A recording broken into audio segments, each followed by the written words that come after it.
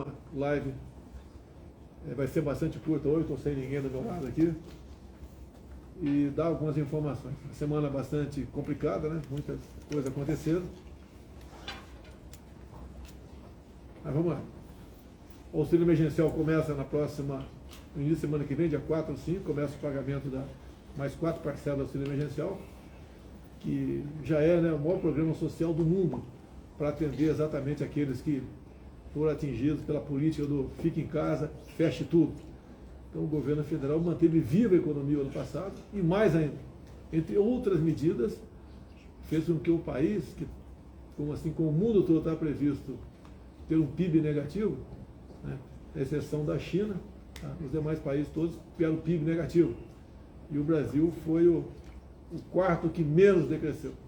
Então, obviamente, fruto de vários programas do governo, voltado para o emprego. Nos preocupamos sim com a vida. As medidas contra as vacinas começaram a ser tomadas lá atrás. Muita gente nega isso aí, é negacionista, vamos assim dizer, né? Mas a verdade é que hoje em dia, graças ao trabalho do ministro Pazuello, hoje em dia temos condições de dizer que até o final do ano teremos por volta de 500 milhões de doses de vacina no Brasil. Ontem, se não me engano, ontem passamos a marca de 500 mil doses aplicadas.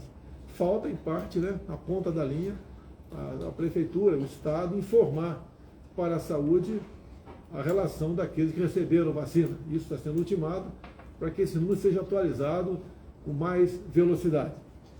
Também, falando em economia, o governo federal, via Ministério da Economia,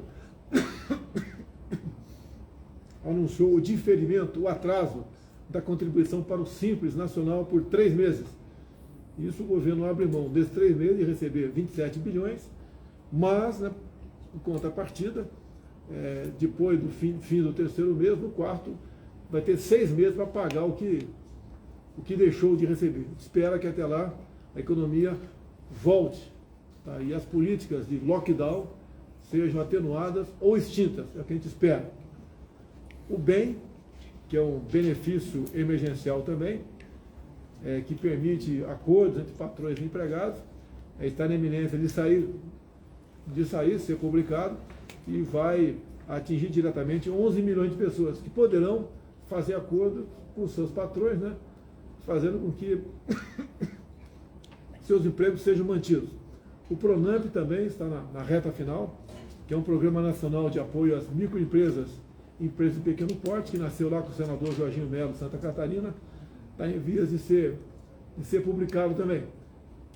E assim sendo, vai ajudar diretamente a grande parte daquele pessoal que trabalha em restaurantes, hotéis, que com essa política de fica em casa, tirou-lhes o emprego.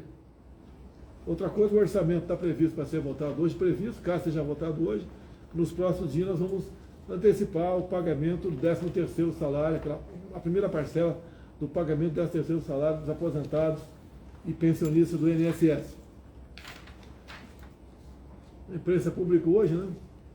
Até fiquei muito surpreso, uma fala da Angela Merkel,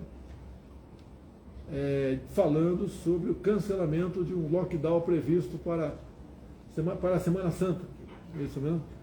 E ali, tá, ela fez ali uma meia-culpa, tá, e falou que foi um erro. Quem falou foi ela, isso eu estou lendo que está nos jornais. Já tem um jornal aí, como eu falei isso ontem no cercadinho aqui, que eu estaria mentindo. Então, se eu estou mentindo é porque eu estou lendo todos os jornais, né? Os jornais erram, e muito, né? Mas aqui, nesse caso, nós conferimos aqui com o tradutor, né? Realmente, ela falou tudo isso aqui. E alguns jornais disseram que ela teve 4 minutos de história, né? Cada jornal fez uma referência a ela sobre esse meia-culpa dela, esse cancelamento do lockdown por ocasião da Semana Santa. E diz, entre aspas, aqui Angela Merkel, né, peço perdão a todos os cidadãos e a todos os habitantes da cidade. Outro jornal escreveu que esse gesto demonstra a capacidade de uma autorreflexão, que gostaríamos de ver também em outros políticos do mundo, uma exceção pelo menos, né? Uma exceção pelo menos. Diz também aqui que o lockdown causou danos irreversíveis à sociedade. Chegou a hora de falarmos em indenizações. A pessoa, se isso vem para o Brasil, vamos lá. O governo continua trabalhando. Né? Você lembra um tempo atrás, há 2, 3 meses, fomos acusados, né, que não tínhamos um planejamento sobre seringas, que iria faltar seringa no Brasil, faltava planejamento, faltava gestão, um ataque ali de 3, 4 dias em cima do Ministério da Saúde, em cima de mim, obviamente, que não teríamos seringa. Vocês sabem que começou a vacinação, não se tem notícia em lugar nenhum do país que esteja faltando seringa. O governo se preparou e a imprensa resolveu, né, desgastar a gente, mentindo, sim, quase que de maneira unânime, no tocante à questão de seringas. A mesma coisa agora, a questão de kit de intubação. Tomamos providências, fizemos contato com várias empresas, entre a Cristal, a Eurofarma, a União Química, para buscar aí o material, então, usado, os insumos, né, para fazer a intubação. Espero, obviamente, que seja o suficiente. Espero que seja o suficiente. É uma corrida muito grande, além daquela que já não era mais esperada, né? E daí pode complicar realmente, mas estamos trabalhando firmemente no tocante a todas as pessoas que porventura sejam indicadas para intubação, isso aconteça com os insumos. O governo também coordena várias ações, certo? As ações coordenadas agora, a questão de ter ouvido muito na imprensa falar sobre cilindros de oxigênio. Então até amanhã começou uma operação dia 22 e segunda-feira e amanhã se encerra. De modo que chegarão 400 cilindros em Rondônia, 240 no Acre, 160 no Rio Grande do Norte, 100 no Ceará e 100 na região sul. Bem como, né, a Força Aérea transportou 550 cilindros de oxigênio líquido de Belém para Macapá. Então as Forças Armadas, como sempre, trabalhando. No último sábado estive na comunidade conhecida como Chaparral, aqui em Taguatinga. Então a imprensa não foi atrás, driblamos a imprensa aqui, porque se fosse, só ia publicar o que não interessava, né? E não o que eu fui fazer lá. Eu fui lá, como já fiz várias vezes da minha vida toda, como deputado muitas vezes, eu fui em 4 residências de pessoas da comunidade. A história é triste, né? Fui em 4, se fosse em 10, 20, 30, a história seria semelhante. Numa das casas, uma geladeira tinha um chuchu dentro dela, mais nada. Na outra, uma senhora que, manicure, falou que era obrigada a ficar em casa. E tinha um ganho médio de R$3.000 pelo trabalho dela. Zerou. Zero. Outra, que estava também, em outra casa, trabalhava numa franquia, juntamente mais 9 pessoas perderam o emprego. Então as pessoas estão numa situação bastante complicada. Tá? A alimentação praticamente acabou. Isso se reflete em muita comunidade, onde vive muita gente da informalidade. E a informalidade foi aquela mais atingida com a política do fica em casa, a economia a gente vê depois. Vimos na televisão um apelo do prefeito de Aparecida, que a cidade, em grande parte, a sua economia vem dos fiéis que visitam lá a igreja lá, a Basílica, e isso aí praticamente zerou essa atividade lá. Então ouvimos o prefeito falando que a cidade, além daquele pessoal mais humilde, né, a pessoal classe média também, que tinha comércio, etc., que a ordem de fechar vinha do governador e não do prefeito, acabou então muita gente jogado quase que a miséria lá. Bem, esse assunto chegou ao conhecimento do coronel da Polícia Militar, Melo Araújo, que atualmente é o presidente lá da CEAGESP em São Paulo, você deve conhecer, né? Colocamos lá, um coronel que recém comandou a rota em São Paulo, e a CEAGESP precisava de alguém de pulso lá dentro, para realmente combater primeiramente os ilícitos. Ele fez rapidamente, poucos dias resolveu isso, e ele se revelou um bom gestor também, vai continuar lá enquanto for presidente da República, e teve mais uma iniciativa, né? Quase que diariamente tem distribuição de alimentos na CEAGESP. Mais uma iniciativa dele, juntamente com os conveniados, eu não sei o certo aqui, mas em torno de 70 toneladas de alimentos foi recolhido, e o comboio partiu essa madrugada para Aparecida. Então, entre hoje e amanhã, haverá distribuição de cesta básica, hortifruti, né, uma série de alimentos mais variados possíveis para a população de Guaratinguetá. Então, eu agradeço muito, Guaratinguetá não, Aparecida, agradeço o Coronel Melaújo, o pessoal da CEAGESP, né, caminhões do Exército Brasileiro também foram utilizados para esse deslocamento. Agora, a economia, se parar, pessoal, se a política de feche tudo, né, de forma radical, continuar, a gente não sabe onde vai parar o nosso Brasil aí. Então, na favela Chaparral, na comunidade Chaparral, vimos os problemas lá. Eu gostaria que governadores, prefeitos, né, alguns devem fazer, com toda certeza, mas que a grande parte, a maioria, fosse visitar essas pessoas para ver como eles estão vivendo. Que nós aqui, eu, por exemplo, são casos diferentes, o presidente da República é diferente, tá? Mas um servidor público que trabalha na prefeitura, no Estado, ou aqui no Executivo, aí ficar em casa com um salário pingando todo mês, não tem problema nenhum. Agora, se fosse ficar em casa sem salário, daí, obviamente, essas pessoas, esses chefes executivos, seriam pressionados pelos respectivos servidores. E, com toda certeza, a medida seria diferente. Deixo bem claro, nós queremos combater o vírus. Lá atrás, quando tínhamos ainda o Mandetta, Comida da Saúde, o protocolo dele era o seguinte: fique em casa, quando sentir falta de ar, vai para o hospital. E eu questionei na época ainda, né? Vai para o hospital para fazer o quê? Que eu não sabia. Para ser entubado. Tá? Então essa política, no meu entender, não é certa. O que deve acontecer no primeiro momento, quem sentir qualquer sintoma que possa ser Covid, procure a unidade básica de saúde, um hospital, e converse com o seu médico para ver o que ele vai receitar para você. Não tem um medicamento certo para isso ainda, de forma clara, né? Não existe medicamento para isso, mas o médico tem alternativas e pode salvar a sua vida com essa alternativa. Então o atendimento imediato é bem-vindo e necessário. Se eu, porventura, for reinfectado, eu já tenho o meu médico aqui, já sei o que ele vai receitar para tá? O que me salvou lá atrás.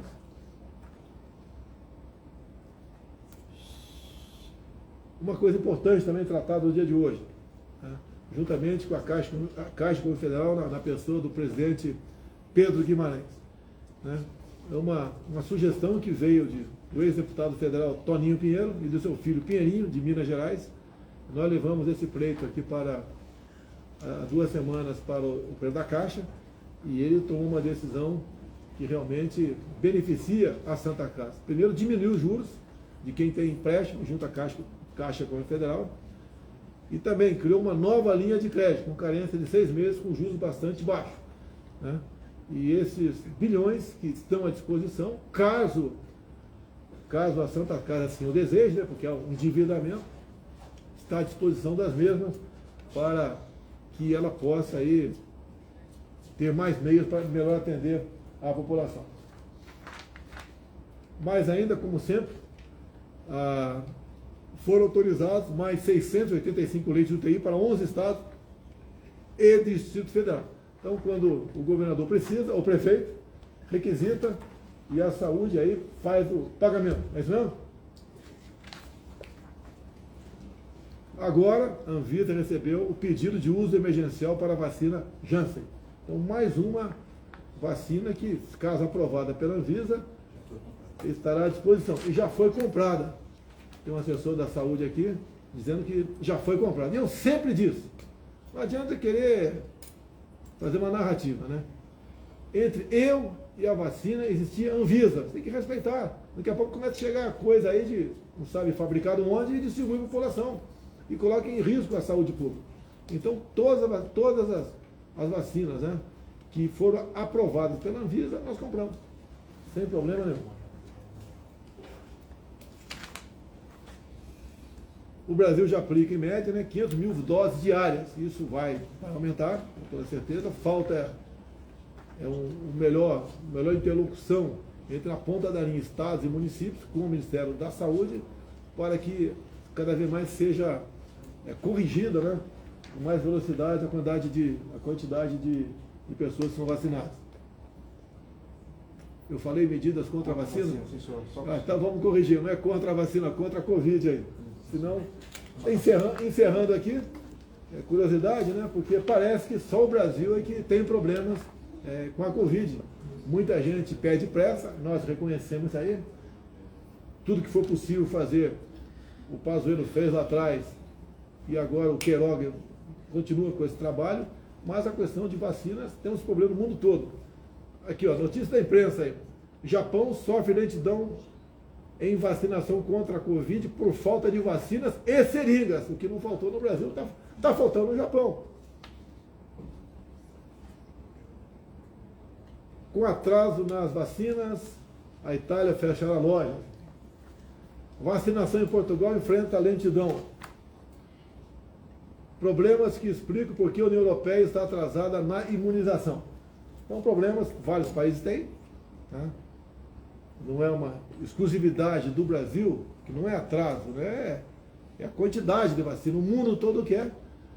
Alguns acham que comprar vacina é pegar um avião aqui lá fora e botar para dentro e trazer para cá. Não é assim, não tem vacina dessa forma disponível no mercado. Isso vem de projetos, de acordos que fizemos lá atrás, e estão chegando aqui agora. Estamos fabricando no Brasil, se não me engano, 5 milhões por semana de doses, né? Não, mas são... Quantos por semana? Algo. Não, mas 5 milhões, um pouco mais de 5 milhões, só lá na Fiocruz. E Butantan, mais 5 também Butantan. Então vai chegar a 10 milhões por semana, aproximadamente 10 milhões de doses por semana. E daqui a 3 meses aproximadamente, o Brasil deve começar a fabricar a vacina no Brasil. A fabricar desde o início dela, né? O IFA, tudo dela.